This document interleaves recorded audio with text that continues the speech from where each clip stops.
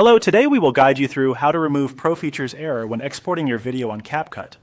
If you are seeing a Pro Features error when trying to export, this quick adjustment in CapCut may help you get past it. We'll walk through the process clearly so you can follow along inside the app without missing anything. To begin, open the CapCut app on your device or computer.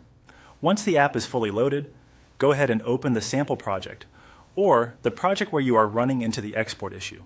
This is important because you'll want to make the setting change while working from within the project environment, so you can test the export right afterward. After the project is open, look to the top left corner of the screen and click on the menu. This menu gives you access to CapCut's main app options and settings. If you are not sure whether you clicked the right place, just look for the area that opens the broader application controls rather than the editing tools in the timeline. From that menu, click on Settings. This will take you into the section where CapCut stores system and editing preferences. Inside Settings, find and click on Performance. The Performance tab controls how the app uses your computer's resources, including certain acceleration features designed to make editing and exporting faster. In the Performance section, locate the option labeled Speed Up Hardware Encoding. If this setting is currently enabled, uncheck it.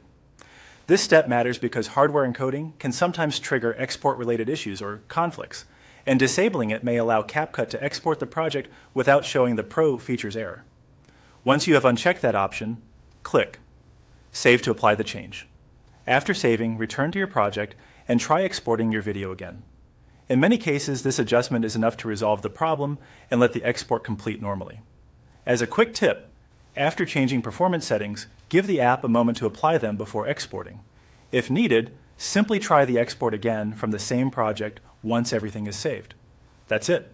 You've opened CapCut, accessed the menu, gone into Settings, selected Performance, disabled hardware encoding, and saved the change so you can export your video. If the issue is being caused by that setting, your export should now go through much more smoothly.